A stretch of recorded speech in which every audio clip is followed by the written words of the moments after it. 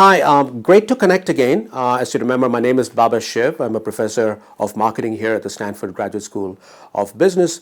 I've been here for several years, and most of my research focuses on neuroeconomics. In other words, how the brain goes about shaping our decisions and shaping our experiences. So what I thought I'll do is, touch upon some of the concepts that we covered in my sessions. You would recall that I spent some time talking about pre-mortems. Hope you had a chance to run a pre-mortem within your own organization, try it out. And if you have run a pre-mortem, please do share that with me. If you're considering running a pre-mortem, please feel free to get in touch with me because there are some nuances that you need to be aware of if you're running a pre-mortem for the very first time. In terms of decision making, remember I talked about the importance of the time of day. And I hope you're putting that into practice in the sense that if you're pitching to someone and the pitch involves risk and uncertainty, you want to schedule that pitch meeting for the morning. For you yourself as a decision maker, remember, don't check your emails and messages the first thing in the morning. I hope you are making that as a discipline, not only for yourself, but within your organization as well. Right?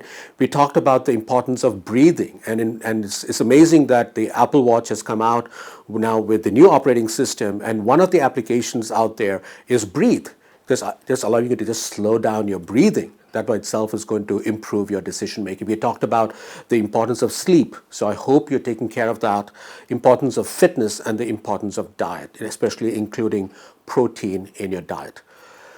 When it comes to decision making, remember professional decisions that you're going to make. 3 important takeaways out there, 3 important things to keep in mind. Number 1, deadlines. Deadlines matter. If you don't have a deadline, people will keep going on and on and on. Let's get more data. Let's have another meeting. Let's proliferate all the time. So you want to make sure you're very disciplined in terms of deadlines. And you want to set it up not only for yourself, but also for your team, for your organization. That's one, deadline. Second one is become a satisficer, not a maximizer. Remember the terms I introduced? Maximizer is you're trying to get the best. Here you become a satisficer, setting up a threshold. So any option that passes the threshold is something that you can choose. And this is going to happen especially where you might have 2 options, A and B. A scores better than B in the due diligence process, but B has got a champion. And you can go ahead and choose B, even though it seems to be irrational if both A and B have passed a threshold. So that's number 2, being a satisficer. And the third one is after you made the decision, or even before you made the decision, once again conduct a pre-mortem for that decision, in the sense that what can go wrong with this decision? 5 years out, we have screwed up. What went wrong? And you want to do that simply because you'll become aware of all the landmines that you might face going forward during the execution of the decision. We also talked about how you can become more effective as an influencer, influencing key stakeholders within your own organization. And remember, one of them is the IKEA effect or the IKEA effect, right? I mean, where you can leverage this in the early stages of an idea. You go ahead and present to the stakeholder and present this as though it is a rough prototype. Remember what I said? If you present a polished prototype, others will only find flaws. If you present a rough prototype, others are going to see potential. And they're going to get involved, and you're going to get a buy-in much easier from the stakeholder. Last but not the least, we also talked about customer experience design. I hope you are planning to implement this as a core capability if you have not already done so in your organization. This is a capability that is being built so fast, especially in companies in Silicon Valley, for the simple reason that it meets some very clear business objectives, right? Identifying new business opportunities, existing businesses creating a sustainable competitive advantage, getting more loyalty, etc. And here, remember the most important thing, you're trying to identify what are the pain points, what are called disgusters, what are the pleasure points, in other words, what are the delighters. But when you're looking at these two, it is much more important to focus on the pain point. Remember I mentioned this where in Silicon Valley, if you're a startup and you're making a pitch to an investor, could be an angel, could be a VC, one of the first questions that will be asked is, are you selling a painkiller or are you selling a vitamin?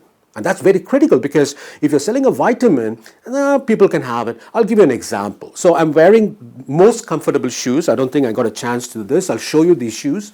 These are shoes made by a company called Allbirds. And it comes from, because the co-founder is a New Zealander, a Kiwi.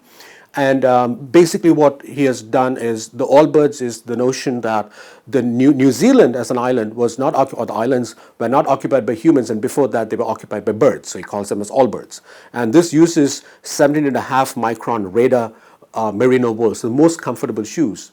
But when I was advising the co-founder, what they were trying to stress on was sustainable growing practices. I mean, who cares about that? That is a vitamin, right? Talking about animal welfare, who cares about that? That is a vitamin. And ultimately, we force them to think in terms of comfort, because what you have here is that if there is a shoe that looks good, it is not comfortable. And a shoe is comfortable, it doesn't look good. And for the first time, you have a shoe that is good, both comfortable as well as looks good. And at least I think it looks good. And the other thing also is that it doesn't stink. So your feet don't stink because they breathe. And that's the importance of trying to identify what are the painkillers that you have that you're trying to sell rather than the delighters out there, that is the vitamins. Okay, keep in mind that the Stanford experience doesn't end when the program ends. It's going to continue into the future. I hope you were inspired by several of the concepts that you learned in the program, and you applied many of those. If you did face hurdles along the way, let us know, because this way we can reach out to you and help you out. And this is also a great way by which we can inspire the future generations of participants in this program.